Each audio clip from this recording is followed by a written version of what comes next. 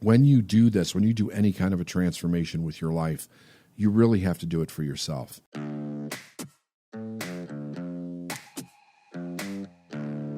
Successful people learn how to make their mind work for them. I'm David Nagel, and this is the Successful Mind Podcast.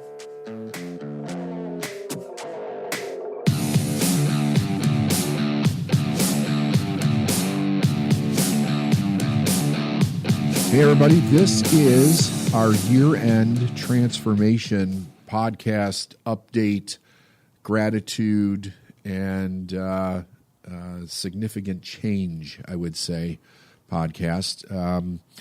Brandon and I are just going to talk back and forth here about what the year's been like. I've been on a big transformation this year. It did not go the way that I thought it was going to go in the beginning, but it turned out better than I could have possibly imagined. So I started last December.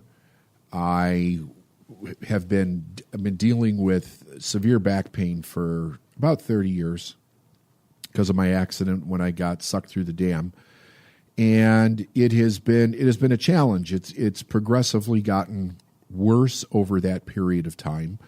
I spend a lot of time on my feet, especially doing seminars that go for 3 or 4 days, and it required prescription meds in order to be able to do that. And even towards the end of last year, it wasn't working enough to where I would have to sit most of the event. I would have to sit down. Like, I could stand up for about an hour, and then I'd be sitting down for like the next 2 sessions. So I was like, okay, this is no longer working. My weight's way out of control. The weight was a significant challenge in. Well, I'll get to that in a minute as to how that played a challenge, because I found out some very interesting things along this journey. But I decided that I was not going to continue taking medication for the rest of my life, that I needed to find another way to deal with the pain. And I wanted to transform my body, because being overweight is no fun, and it exacerbates the pain too. It's like a catch-22 though, trying to get it off and deal with the pain at the same time. So I got rid of the meds last December and haven't taken any meds since. And basically started this thing off full blast January of last year, Brandon, and that's when we really kind of kicked it into high gear. Yeah, and I think the important thing about that is the fact that you were really heavily dependent on those meds just to be able to function. And the fact that you haven't taken them in over, a year, I think we just kind of glossed over that really quickly. That's a huge transformation in itself right there. That totally sprungboard you into where you're at now based off of that. Once you cleared that out of your system, you were able to really dial in on what it was going to take to get to where you needed to go. Yeah, I mean, I started off eating right and exercising, and I was then dealing with the pain without any meds at all. Although at that time I was taking ibuprofen the beginning of the year. And what happened was I had lost about 50 pounds by May, I think it was. But I ran into this problem where the pain in my back was the worst it had ever been. Like, it would take me an hour just to be able to stand up straight when I would get up in the morning. It was excruciating. And I had to stop exercising because I just couldn't deal with the pain. And it was really affecting my entire day. It was affecting my sleep. I wasn't sleeping well. So I was perplexed, how am I going to deal with this for the rest of my life? What am I going to do? Now, in saying that, I've gone to doctors. I can't tell you how many doctors I've seen, and all different kinds of doctors and healers and, people for my back over the last 30 years. And the consensus was basically this. This is the best it's going to be. It's like, yes, it could probably get a little bit better if you lost weight. That's what they would tell me. But as far as the pain went, I was in the best it was going to be, and it would degenerate over a period of time. And every doctor said, don't do the surgery. I talked to other people that had the surgery done, for their back, and they said their back, everybody told me their back was literally worse after the surgery than they wish they had never done it, the surgery, because it made it worse.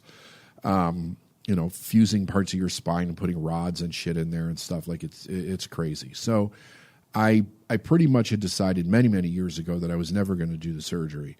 But then in May, I was beginning to wonder, like, what am I going to do? Because this is debilitating. It's really terrible. So in the process of thinking about that, around June, I just happened to be watching a Joe Rogan podcast. It was one afternoon after I got home from work, and I was watching a Joe Rogan podcast. I was eating dinner, and he had Jordan Peterson on the podcast, and they were talking about the stuff that Peterson's involved in and everything. And towards the end of the podcast, Joe says to Jordan, he says, can we talk about this for a minute? Because you look absolutely amazing. He's like, you're radiant. You've lost a ton of weight. And then Jordan starts to tell this story, which I didn't know anything about when I started listening to it. So apparently, Jordan's daughter, Michaela, has had the autoimmune disease, rheumatoid arthritis, basically since she was born. And it has caused her to live a life on all kinds of pain meds, anti-inflammatories, steroids, all the kinds of stuff that you have to take to deal with this, which I'm very familiar with. And they have tremendous side effects. And I guess when she was somewhere between 15 and 17, she actually had to have her hip replaced and her ankle replaced because it had just worn away. So the inflammation had just, basically destroyed her hip and her ankle. And the prognosis wasn't good either. They also suffered from severe depression. It seemed to run on mainly Jordan's side of the family, but I understand that it ran a little bit on both sides. So apparently there was a cousin or a niece or somebody who died at 30 from a combination of all this. And the prognosis for Michaela was not good. So she started playing with her diet because she told her dad that she noticed that certain things that she would eat would cause this to flare up. And it would stay flared up for like a month. So whenever she would find something that would cause her to flare up, she would get rid of it. And basically she was down to just meat and green vegetables. And she had got her dad to do meat and green vegetables also. And they had a pretty remarkable effect going, really getting the diet down to that. No carbs, no sugar. It was going great. And then Michaela decided to drop the greens and just eat meat, to really go full bore on what's commonly known out there as the carnivore diet. And Jordan is telling Joe this story about how she then was able to get off all her medication. Her pain was gone. The inflammation was gone. And she got off all of her meds. The depression even left. And Jordan said that his depression was gone. He didn't have rheumatoid arthritis, but a whole bunch of other physical ailments that he had here and there began to clear up. And I'm sitting there listening to this, and it really hit me, it hit me like a ton of bricks, actually. And here's the reason why. In May, I had a blood test done with my doctor, and he pointed out to me that my inflammation markers were through the roof.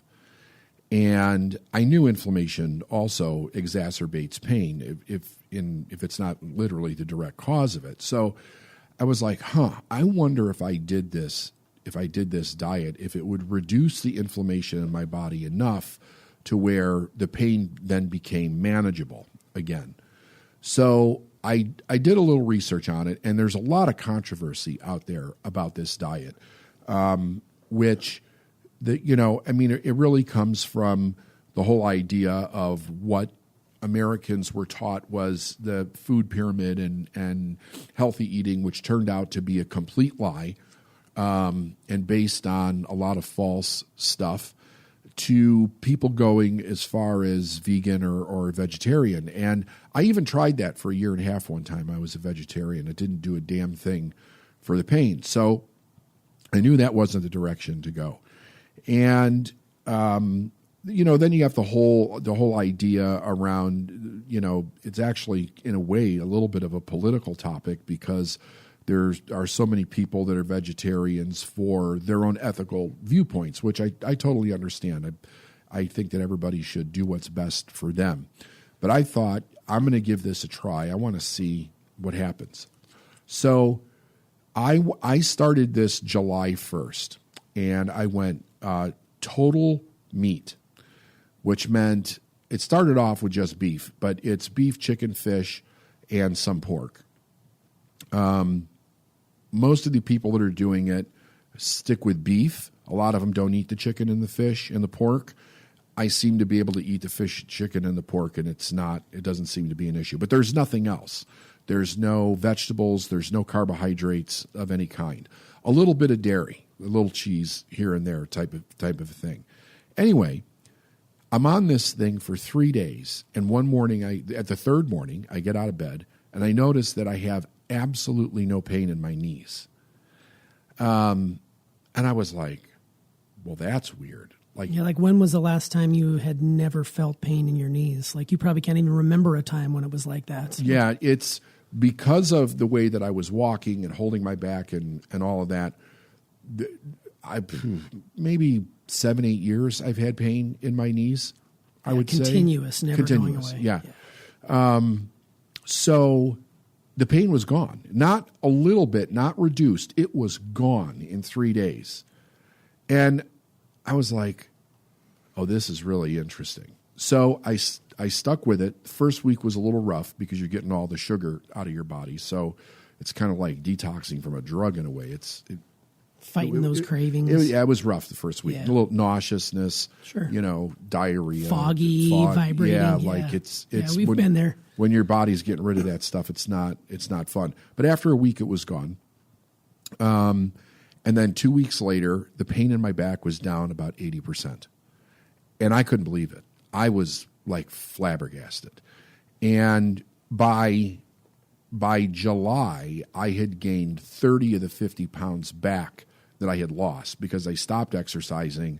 I really wasn't eating all that much different, but enough to gain the weight back.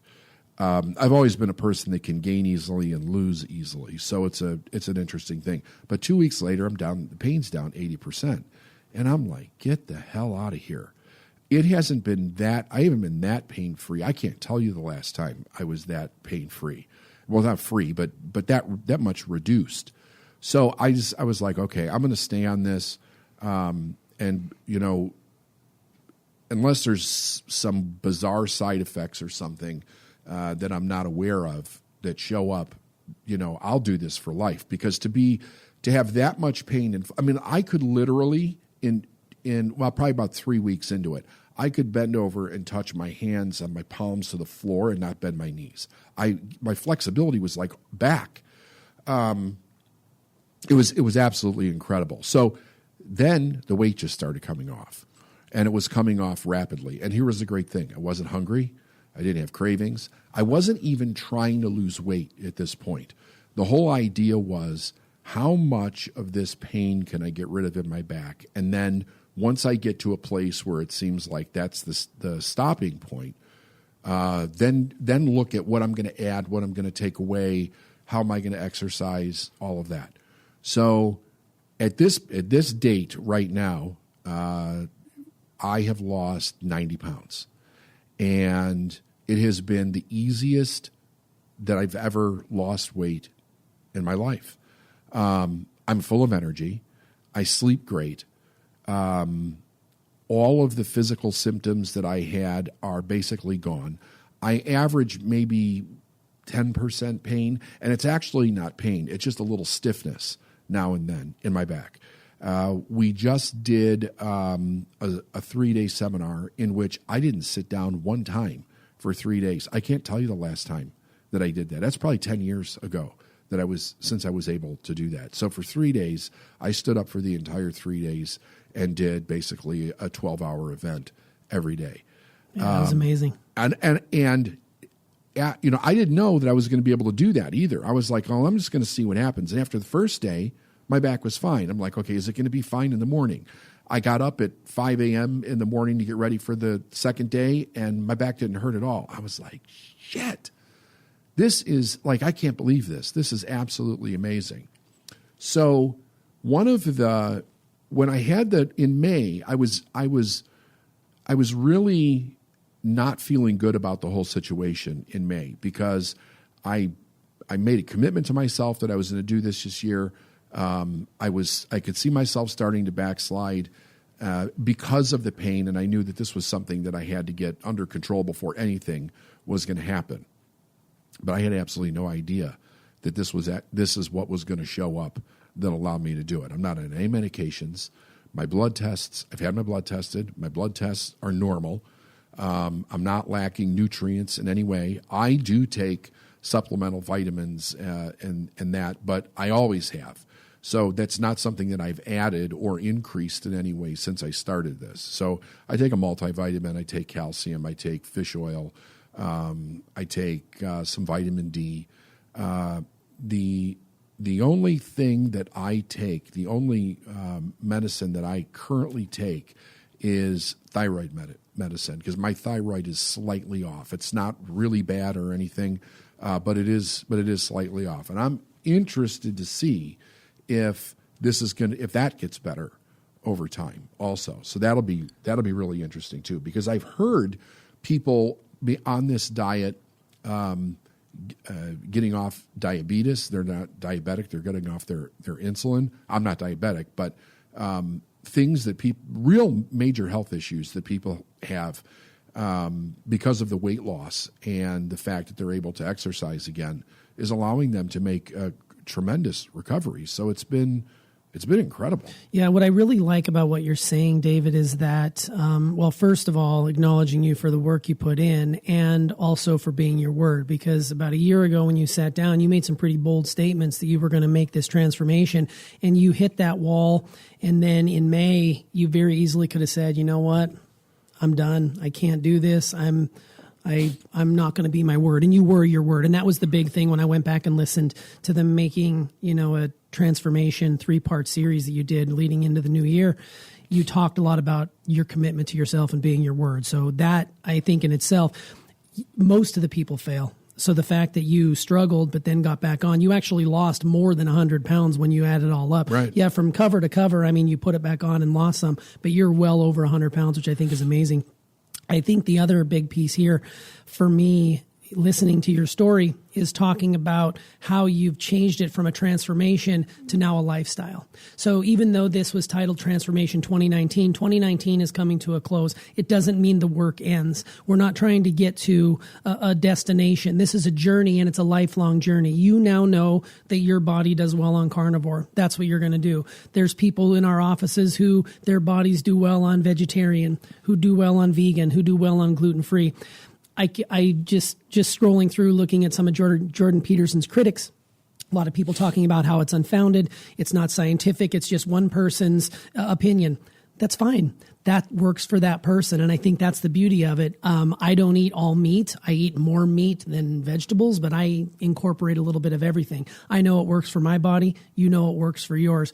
But long story short, it's a lifestyle change. You do something long enough, it becomes a part of your existence. It's as easy as breathing. And I think that in itself is something to celebrate, because you now know what it is what it feels like to feel good again, which I think is amazing. And then now you can take that into the next year and the years ahead as we continue to move forward and build this out, because you can see what it is that you respond to. Yeah. And I think that's great. Yeah. In November, a bunch of us went to Seattle for 3 days, and we did a tremendous amount of walking for 3 days, and I had no problem with it at all. I felt great, actually. Yeah. And in years past when we go to Seattle, that I loved the trip, but I always kind of did not love the idea that we were going to be walking so much, especially with all the hills and everything. Right. And this time it was easy. And I agree. It's a lifestyle. I've had people say to me, well, are you going to do this forever? And I thought to myself, that is such a no-brainer for me. Literally, I came up with this this idea. If a doctor said to me, listen, you're going to be on this carnivore diet, right? If you're on the carnivore diet, you probably will take 10 years off of your life. But I don't have pain, and I have a great lifestyle, and I have a ton of energy, and I'm really enjoying myself, versus, say, 20 years in pain, I would take the 10 years. It's quality. I would take the 10 years. It's always quality over quantity, 100%. And, there's so many fad things that come out. And I don't mean to downplay people that have had success on fad diet A, B, or C, but you find out what works for you, and then you ride it all the way to the end. That's what it is. It's not like, well, this year I'm going to do this. Okay, that year's over. Now I'm going to do this. You should be, if you're doing this transformation correctly, in my opinion, you should be building upon the previous year. Every single year, you're building to the next year. You don't dismiss what you just did. You continue that, because now it's a 12-month commitment muscle. Right. Now you just keep adding to it, and you just keep going. And I think that is what I think is so impactful of being a part of Transformation 2019, is seeing the effects that it's had on other people. And they recognize that, you have done an amazing amount, and you still have work to do, and you're still continuing to do that. But seeing what people are doing out there, it's motivating to me, because I see that there are people that they needed this. They needed somebody in their corner to be like, okay, yeah, he's being authentic. He's being, transparent. He's basically saying, I have a weight problem. I have an issue with this, and I'm going to do whatever it takes to get there. And fairy tale endings only happen in Disney movies, right? Like you could have very easily sat here and said, oh yeah, this year was a piece of cake. I'm down such and such. It was great. But you had the ebbs and the flows, the peaks and the valleys, and everybody out there listening has that same thing for themselves. The difference is when you hit those valleys, that's when you need to respond. That's when you need to really dig deep. And that's when you need to say, look, I'm not doing this for anybody else. I'm doing this for myself. Now, when you put out a statement that says, this is what I'm going to do this year, and everybody knows about it, that's very out there. Some people need that. Other people you know what? I'm just going to go about my business. I have been, to be transparent with you, I've been on you to do one of these transformation check-ins for a long time. And you flat out told me, nope, I'm not ready. At the beginning of the year, you were doing it. I don't want to say you were doing it for everybody else. You were doing it for yourself, but you were doing it in a very outspoken way. Right. And you were bringing people around, whether that's through motivation or just to kind of help them the best they can. Yeah. But then you got to a point where you're like, you know what? I'm not going to, be posting this situation anymore. I'm not going to be talking about that anymore. I will talk about it in my time, because now it's shifted from an external to an internal. Yeah, and I think that is fantastic. Well, let me tell you what brought that about, though. So when I started doing this, I mentioned it to a couple of people right off, and I got tremendous pushback. Oh, sure. Tremendous pushback because of the diet and the controversy around it, and everything that's being said, and how Jordan Peterson and his daughter are just getting ripped to shreds. Oh my God, I just looked at some of the comments of the book that they put together, and it's like, it's confounded, it's not based in science. Who cares? It works for someone. Why do we have to be so pile on when someone is successful at something? It's fascinating. Another story. So I was like, okay, what I don't need is anybody getting in my head about this. I need to figure this out for myself. This is my problem. It's my body. It's my health. And even my doctor pushed back pretty sternly against it. And what's interesting is he'd rather have me on pain meds than adjusting my diet to get rid of the problem. I mean, which makes you wonder how many people out there are over medicated. That's right. Just a simple tweak in their diet could be off of those things entirely. Yep. So I was like, I'm just going to not talk about this. I need to really see, is this working? Is it, make sure that it's actually the diet that's doing this. So it's kind of like a double blind, right? I'm not changing anything else. I stopped exercising, and all I did was change my diet and stay consistent with that and say, let's see what happens. Let's see if this is permanent, right? Because I didn't want to do it for a month and say, hey, this is great, and I don't have any pain, and blah, blah, blah. And then a month later, it's not working anymore. And then I'm like, now I look like an idiot. That's, right. I mean, I'm not helping anybody else doing that either. So I decided that I wasn't going to talk about it. And I just talked about it with my very close inner circle group of people, you and Steph and a few others, but that's it. I also had, as I was going through this, I had some people come up to me and be like, holy shit, what are you doing? And it was very fascinating because the people that came up to me and said that were having health issues. They weren't all overweight either. And I'm not going to mention their names. I don't have permission to do that. But I will tell you this, that I know several people that have tried this. One person went from vegetarian to this because of the health issues that she was having. So pretty severe health issues. And these people, their health is turning around. It's changing. So here's what I don't want to do. I'm not pushing this diet on anybody. Not at all. You never have. I don't. It's my religion, but it's not for everybody. I totally understand that. I completely respect whatever diet works for people. And I really think that people should find what diet, what way of eating for their life works best for them, and then not let anybody else get in their head about it. And as long as they're maintaining, healthy numbers and all of that, then that's exactly what they should do for them. Absolutely. Find out what works best for you, and just, like I said earlier, just go with it. Yeah, absolutely. But there are going to be critics to everything you do, no matter whether you're vegetarian, whether you're, carnivore, whatever it is, anywhere in between, there's going to be people who are going to get in your head. Well, that's why I'm talking about it now. One, because it was towards the end of the year, and I said that I would give an update, sure, by the end of the year, and then talk about next year. But the other thing is basically that I know that there will be pushback on this from this, but now I'm ready for it, right? Because I've been doing this now for almost 6 months.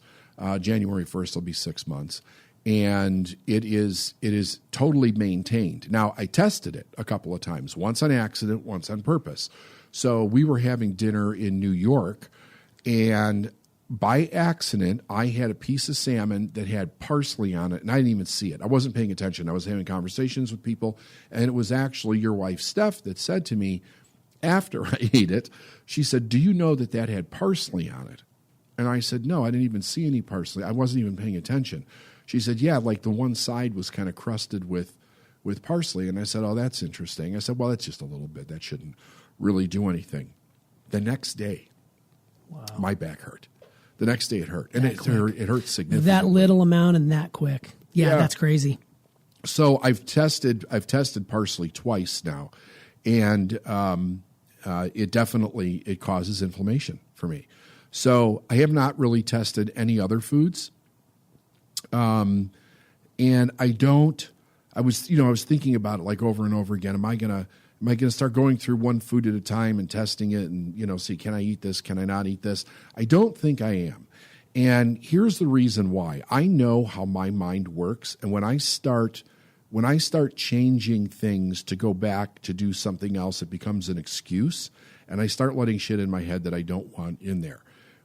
There's no difficulty to this for me.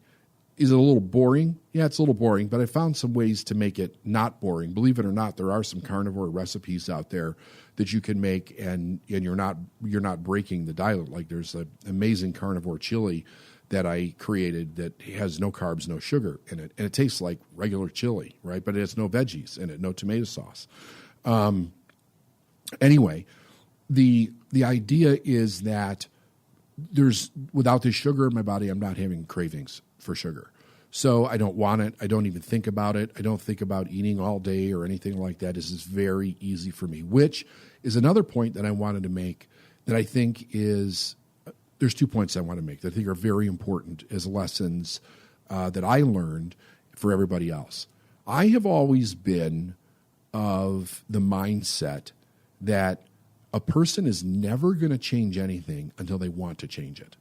So when I made that commitment last December, I took a couple of months before that, and I thought about, I've made this commitment before. Why haven't I stuck to this?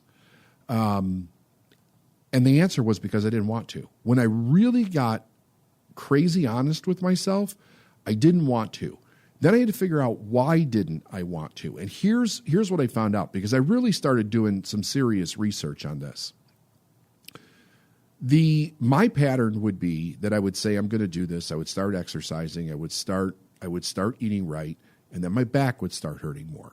Now, it is scientifically proven that when a person is in a lot of pain, it reduces their ability to resist things. It affects that part of their mind that gives you the ability to resist something. It lowers that substantially. I forget what it's called, but you can look it up. It's scientific. It's just like sleep, the same situation. When you're sleep deprived, you're willing to... It's a fatigue. It's a fatigue on the mind. 100%. It's a fatigue on the brain. So it was making it difficult for me to resist ordering a pizza or having ice cream or eating something that I shouldn't, and always making an excuse. And when I recognized that, so I always trace things back, like what causes this, that caused this, that caused this. It all came back down to the pain. So I basically was like, that's the thing that I have to figure out first. I have to figure out the pain because I really want to do this. So I think it's extremely significant that in 30 years I've been able to do this with this second piece. It's been easy. And that's one of the things that I teach about everything, is that there's an ease and grace with everything. And when that's not there, something's off. Something's wrong. Now, I always go back and say this. That doesn't mean that you don't work harder. You don't work diligently towards something. But I see people, and I have myself, I'm just as guilty of it as the next person, that have struggled with their weight for a long period of time. And when they attempt to do something to change it, it's a struggle to do it. It's a struggle to eat right. It's a struggle to exercise. It's a struggle to stay disciplined. And for whatever reason, not for whatever reason, because of the pain, I never really sat down and gave it any thought as to why is it that this is one area of my life where I repeatedly make a commitment and I don't follow through on it. Because basically in every other area, I pretty much follow through. Sure. And Steph was the one that pointed out to me. She said, this is like the one area of your life that you say you're going to do, and then it doesn't end up happening. And I'm like, you're right. You're right. Why is that? So I had to really do some internal work to figure out what the hell is causing me to break this. Because, sometimes it's a physical problem. Sometimes it's a psychological issue. You're dealing with something from your past and you're carrying the weight for that reason.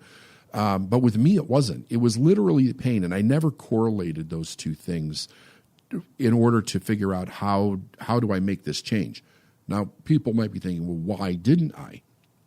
Because I let the doctors get in my head and tell me what to believe about the pain in my back. Because over 30 years, they told me this is the best it's ever going to be. It's going to continue to get worse. And I had so many doctors tell me that I was like, well, that's just the way that it is. And I would get argumentative about it because I always have people coming up to me and be like, I'm a great healer. I can fix your back. And have you tried this? And have you tried that? And I'm like, look, I've tried damn near everything that I can think of. If there's something that seems to make sense to me, I would be happy to try it. But with all the people that have looked at me over the years, it's the same message over and over again. Some things in life you just have to accept, right? If you lose your leg, you're probably not going to grow another leg yet. We're not there with the technology, right? But maybe someday that'll be possible. And that's the way that I thought about it with my back. Like, there's severe damage done to my back. You can see it on an MRI. You can see it on an X-ray. That those things are not going to change. The only way to change them is to have surgery. However, I also started thinking that I had this belief. How many other people are walking around with the same damn belief? They've been told that their situation's permanent by a doctor. Because it's not necessarily killing them, they're accepting whatever it is the doctor's saying, and they're not realizing that there might be something else that's actually contributing to the problem. And in my case, it was inflammation. Right. That's what it was. And here's the thing. All those medicines, like when I was on steroids, I would have to take steroid packs frequently before an event to try to get the inflammation down, to try to get the pain down. I would have to take narcotics. All of these medicines that you take, they inflame the body. It makes it worse, right? So it's just it's a constant crazy cycle that you end up going through. No, totally. And I think the big thing here in all of this, because this has been, talking primarily about weight, and there's people out there who are listening who are like, well, I got that part figured out. But I think the nugget that you just dropped inside of that was you have to want it.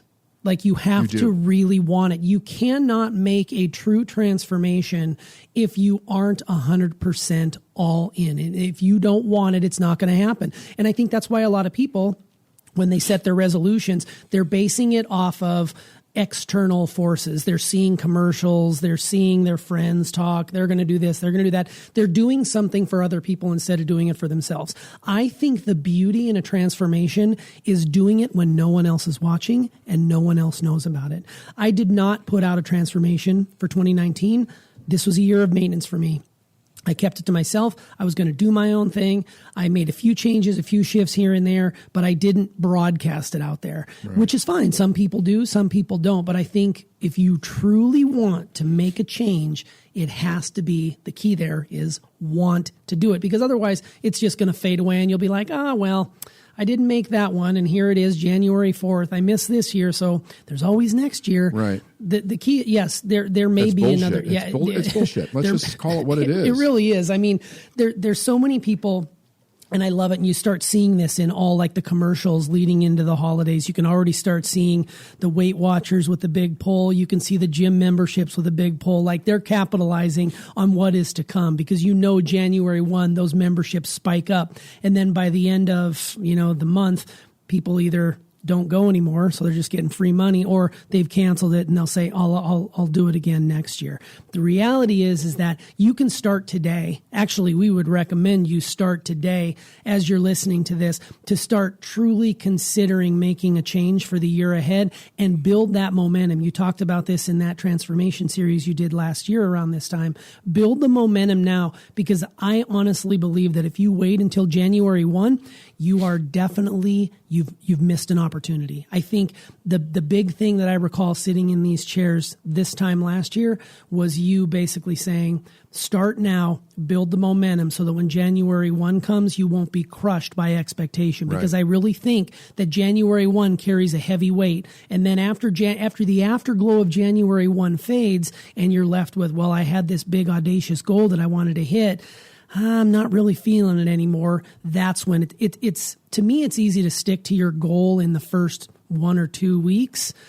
It's not so easy when you're 8-9 months in. That's when it starts to become a challenge, unless your mind is always in it because you want to do it. Right. I think that's the key. Well, and you hit a very significant goal this year. I did. Talk about that? Yeah, I can talk a little bit about that. Looking back over the course of the year, and that's why I like shows like this, because we really do get to look back, and because we do it on tape, we can go back and actually listen to what we talked about. For me, when I said it was a year of maintenance, it was really around continuing with my daily running, not stopping, no matter what, no matter where I am, no matter what the temperature is or what the weather's doing. I'm out there every morning, getting it in. And I just recently, like a couple weeks ago, just reached 1,000 consecutive days of no days off. So this started back in, I want to say 2017. In February of 2017, I just decided I wasn't going to take days off anymore. And I know that it's interesting. You talked about doctors wanting to keep you on the medication. Right, yeah. My running coaches at the time told me it's not a good idea. Your body's going to break down. And I went against the norm. I went against the conventional way of how to approach a healthy body and said, look, my mental fortitude is way more important than anything that's going on with my physical body. And I had read, and actually this stems from the fact that when I would take days off, my mind would judge every single thing I put in my body. My body image in the mirror was awful. I would put on in my brain 10 pounds overnight because I took a day off. Right. And I'm like, I'm not going to do this anymore. So now I'm just going to go and I'm going to run. Not every day is great. but I'm still out there doing it. It's and a way to find the you've gratitude. told me you have less problems running every day than the physical issues you were having by running every other day or taking days off. 100%. Right? Absolutely. Because my mind just knows that this is what we're doing.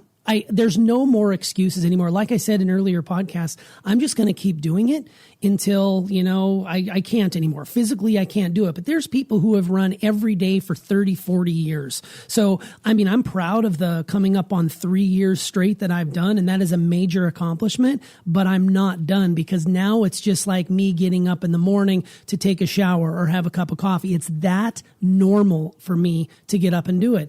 And I do it when we're on site at events. I do it when I'm on vacation. I do it when I'm not really feeling like I want to do it. Right. I still go out there and do it. And I think the big thing for me in all of this is that, I've listened to my body, and it knows what it needs, and it needs to get out and move, period. And I feel like that in itself has been a big transformation for me. Even though I didn't do anything different this year than I have in years past, I think the big thing for me is just reiterating the fact that I said I was going to do something, and I'm going to do it, period. That's just keeping your word. Don Miguel Ruiz's 4 agreements. I've got it on my desk. Whenever I'm feeling like I'm waffling on something, I go to that place of always be your word. Always be your word. And if you can do that, there is nothing you cannot accomplish. And people will sit there and say, well, it's easy for you. You've been doing it for so long. I didn't start out this way. I was a fat guy who drank a lot of soda and who put on the freshman 40 and never got rid of it. And then one day I just decided I'm going to try this running thing. And I became part of this weird community of people that are just active and getting themselves out there. Yeah. Looking back on it and thinking to myself that I've been doing this for over 1,000 days straight is shocking, but at the same time, it went by in the blink of an eye. So now it's on to, well, what's the next thing? And I think that's the beauty of what's going up in the year ahead for, Transformation 2020. It's not just a new year, it's a new decade. So I feel like the people out there right now, this is I'm not saying we're starting over, but there does seem to be a newness to it. 2020 is a new thing. It is. It's a very new thing. And this is an opportunity for you to really sit down now and think about what you want to accomplish. And in an earlier episode, you talked about setting goals of something that you could do every day just to work that commitment muscle. You use the making your bed as an example. Yeah. If you're someone who struggles with commitment, do something maybe that you don't do every day, but do it every day for a month, 2 months, 3 months. And before you know it, it just becomes part of your everyday routine. I think that's what people out there need to be considering when they start thinking about 2020. Like we said, this has been more of a focus on our bodies, because our team is really big into health, because to go where we want to go, we're going to need the energy to get there. But this works for everything, whether it's a relationship, whether it's in your career, whether it's in your own business. If you can work the commitment muscle to the point where you're constantly just doing things that are reinforcing that and sifting out the noise from the people that say they're going to try and keep you down, there's nothing you can't do. No. I've also, another interesting thing that goes along with this was that it wasn't just a physical transformation in my life. I also wanted to really move the needle on the company this year. And when you build a company and you're 18, 19 years into the company, you've got a stable company, we've got a great reputation. We could continue doing the same thing for another 20 years, with our eyes closed, but there's no challenge in that. And I really started thinking over the last few years, where do I really want to take this? What direction do I want to go? And I began to really study and look at things. I ended up starting a second company this year, Nagel Media, and really the podcast was an idea. It was just an idea a couple of years ago that I had. You and I started it, in our conference room basically. And it was once a week. Now it's 5 days a week. We have amazing guests on, and you and I both love doing this. We're going to continue to grow this. It's going to be massive. So this year it's really been the first year in quite some time where that I've made that many changes in every area of my life. So I've got a lot of momentum. I feel really good about everything. We've learned a tremendous amount. We're continuing to learn a tremendous amount. We're having a good time with it. The idea for this next year for me is to continue on with transformation. Like I want the 20s to be like a transformation decade, right? So I am going to keep pushing myself further and further, and I'm going to keep trying more and more different things, and I'm going to see what I can take my body to in the next level over the next 12 months. And I'll probably pop in on the transformation page every so often. We'll do some touch-ups on the podcast throughout the year, but I've got to sit down and figure out what my body is going to be able to handle, because I haven't been exercising. I've been walking, right? I don't really consider that serious exercise, but it's movement. But I wanted to make sure that this was going to work and that this was going to be something that was sustainable for me, which it has 100%. So I used to be big into weightlifting. I was really fit at one point, and I used to lift 5-6 days a week. I'm going to start getting back into the lifting. I've been researching, really thinking about what's the best way to lift and what are the exercises that I should be doing based on the idea of the injuries that I have in my back, so I don't re-injure myself or make the injury worse, right? So, but lifting in a safe manner, and increasing, cardiovascular, that aerobic type stuff. So so this year I'm going to see. I have a vision in my mind of what I want my body to look like naked, and that's something I want to do. So I want to get back to that place again where I look really amazing. So I think that's great, and I think the big thing is, we're about a week and a half, 2 weeks out from the new decade. So it's really getting to the place of right now, considering what it is that you want for yourself so that when January 1 gets here, you don't get steamrolled by everybody else's expectations. Right. Start it now, get that momentum built, and take it from there. I think the cool part about this, and I'm going to get a little nostalgic for a moment, just because, we're sitting in this amazing studio. We're, sitting here, we're being filmed.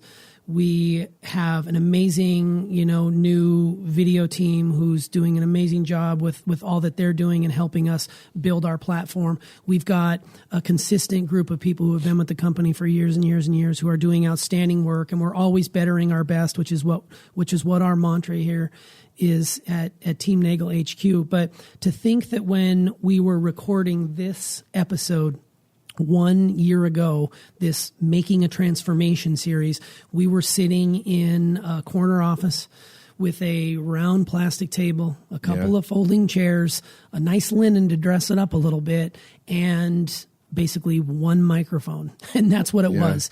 And I had a chance to really listen to that series again this week, and it made me proud of how far we've come in just a short amount of time, but also it made me curious about what the next evolution is of this show. I know that you're going to continue to put out high-level content and teaching, but there's other things you want to do, and those will be more evident in the year to come. But I did, feel a little nostalgic thinking that where this started and how much of a stretch it was to put out one episode a week, even a year ago, to put out one episode a week, and I was always worried we were going to run out of content, which is crazy because you never run out of content. That's where no one can touch you in this area. But now to see us where we're at, and to see you continue your evolution and grow, and to inspire those around us here and in the pod sphere who are listening to this episode, it's really cool to see where this is going to go. So for 2020, if I were to look into a crystal ball, I would say that I would continue coming around to the Successful Mind podcast because it's only going to get bigger. It's only going to get better. I feel like more guests, more, out of the box thinking as far as content is concerned, and really continuing to see all the amazing things that this life has. So it's been great. And I love looking back. I mean, I'm a look back kind of guy. I'm not as present as I was. So if I wanted to do a transformation 2020, for me, it would be stay present. Yeah. And not only that, but also be more visible. I think being visible is a big piece for me. I think this has helped me a lot. I'd like to do more of that. But as far as what I'm continuing to do, like in the last year, the year before that, those just carry over. Resolutions aren't from 365. They're not from one year to the next. You use it and then you continue to build it out. You don't just eliminate it. That's what I feel like. It has to be considered. It has to be a lifestyle, like you said at the beginning of the show today. I think people need to really look at their lifestyle, and to kind of start to wrap it in here, I think that something else that you said that is very important is that when you do this, when you do any kind of a transformation with your life, you really have to do it for yourself. I definitely know that setbacks that I've had in my life is when I let somebody else get in my head and I didn't follow my own inner guidance, but I was listening to somebody else over versus what it was that I wanted to do. So the fact about the doctors was a real big wake up, like, wow, I even let that get in my head, So I got to really stand guard as to what I'm going to decide for myself. And what I have known for a long time, and of course, every time you keep moving forward, you find another level of this. It's weird that way, is that the idea of following your internal desire and which way that is actually taking you and the things that you want to do, you may be wrong. You may make a mistake. I've made many of them. But you're never going to know unless you make that mistake. And I think that that's something that is very viable for every person to know where to be able to follow that internal guidance, be willing to make a mistake. Don't take it personally. Don't beat yourself up about it, but then correct it once you've determined that it was a mistake or it was something that you wanted to do that didn't work. But with the idea that you're going to continue to move forward regardless of that, and not actually let that stop you. So I think 2020 is going to be an unbelievably amazing year. I agree with you. And I also, just to get back to the mistake piece, I mean, we welcome mistakes. I mean, that's the way we grow. That's the way we learn. I mean, nothing is, when you try something new, if you don't hit your mark or you don't hit your expectation, you could look at that as a failure, but I actually look at that as I tried something different. I didn't do the same thing, because if I was doing the same thing that I was doing 10, 20 years ago, I'd be miserable in the classroom. I'd be struggling with depression. I would not be challenging myself on a daily basis, because working here is always challenging because no 2 days are the same. Right. I would still be on that path, and that would be the safe path. I'm not all about safety anymore. I'm all about living. I'm all about experiencing. And I'm hoping that the people out there who are listening to this are all about living too, because that's really what it's all about. I mean, at the end of the day, when you look back on your life, you don't want to have any regrets. And it doesn't matter what resolution you had or what goal you may have not hit. Were you the best you could possibly be? And once again, are you able to better your best? If you can look back and say that, it's been a good year, it's been a good decade, and I can't wait to see what comes up next. So any parting thoughts as we say goodbye here for this transformation year in review? What I would say is to really take a look at your life. Ask yourself, what do you want to be different in your life? Make sure that you want it for you. Do the work to get yourself to the place where you really want to do something, because that's where the miracles happen in a person's life. That's where you can take your business over 7-8 figures. You can start a company. You can leave a job that you don't like. You could, start an amazing relationship. You could get your health in, where you want it to be. But it has to be something that you really want. And if you're thinking about whatever goals you're thinking about setting for 2020, really look at them and say, do I really want to do this? And I think a good check for that would be to say, do I also want the process of that result? Because you spend more time in the process than you do the result.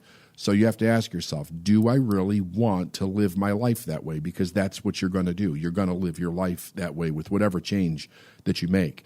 And if you're a yes on that, double down on that yes, and realize that that's also closing the door to what you don't want. You can't bring both in the same room. You go for what you want, but you have to close the door on what you don't want. Don't look back. Don't look back at it. Be committed to moving forward. Be your word. And let's start making more transformations. Right, and the process is everything. I mean, when you shift your thinking to embrace the process, there is nothing that's going to get in your way, because the process is the down and dirty work. That's the place where you really have to dig deep at times, but that's the process where the gifts lie. And that's something that I've embraced, you've embraced, and I hope people out there have. Before we go, I just want to give a shout out to our Transformers. That's our, that's a name that I came up with for our Transformation 2019 people. You know, we've got just under 400 people in that group right now, and there's people in that have been committed from day one. They have. There's people in there who use it as a daily posting place. They post their wins. They post their losses. I would encourage all of you to jump in that group. It's called Transformation 2019 at the moment.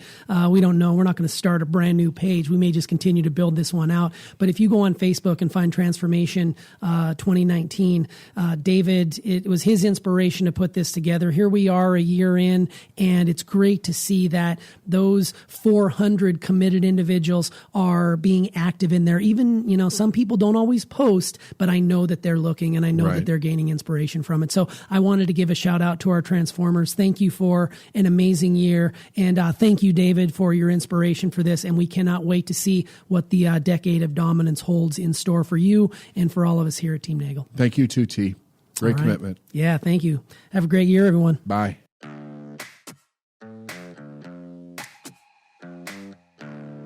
Thanks for listening to the Successful Mind podcast. And if you like what you heard and you want to know more, go to davidnagel.com/free stuff.